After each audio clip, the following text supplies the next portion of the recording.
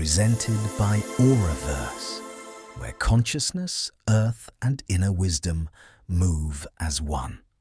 Showcase your work at auraverse.network and let your voice travel across worlds.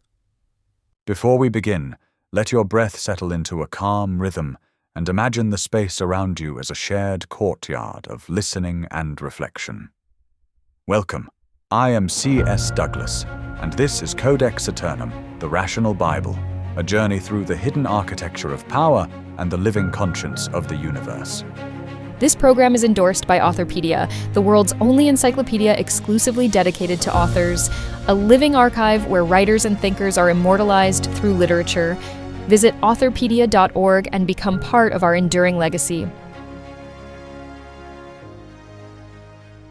In Book 6, The Sages, we now enter Episode 89, Confucius and the Architecture of Harmony.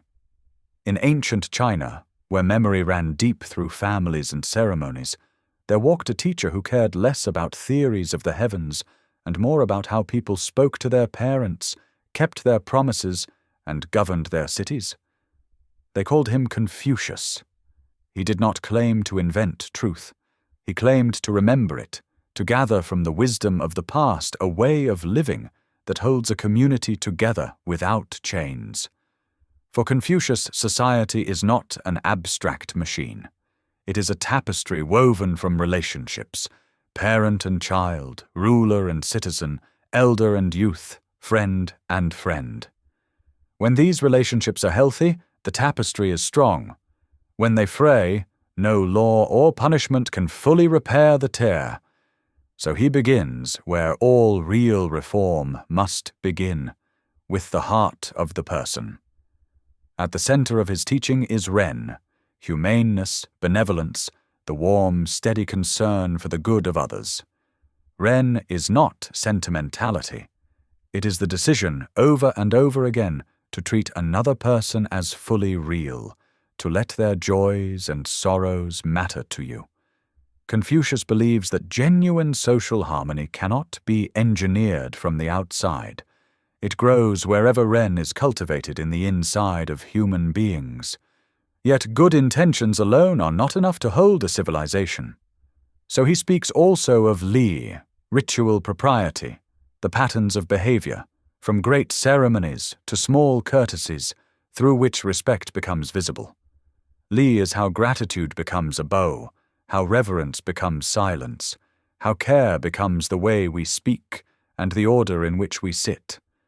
These forms, when empty, are mere performance. But when filled with Ren, they are the choreography of harmony, reminding each person of their place in the greater dance. Another pillar is Yui, righteousness, the unbending commitment to what is right even when convenience or fear suggests otherwise. Yi is moral backbone.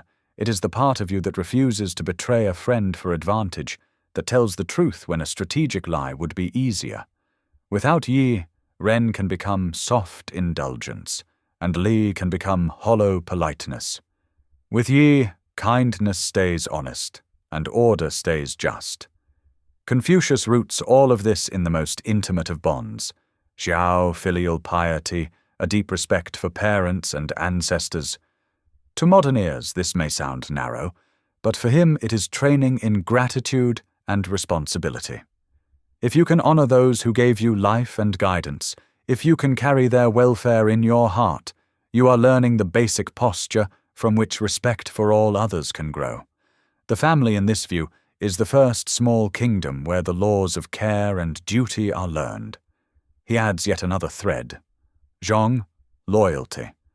Not blind obedience, but faithful devotion to the people and communities you are genuinely bound to. Zhong means standing with others in difficulty, holding fast to your commitments when they cease to be convenient. In a world of shifting alliances, Zhong creates islands of reliability, making trust possible. All these virtues come together in Confucius's picture of the Junzi, the noble person.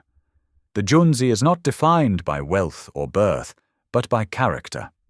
This person practices Ren in feeling, Li in conduct, Yi in judgment, Xiao and Zhong in relationships. They are not flawless. They are committed to continual refinement.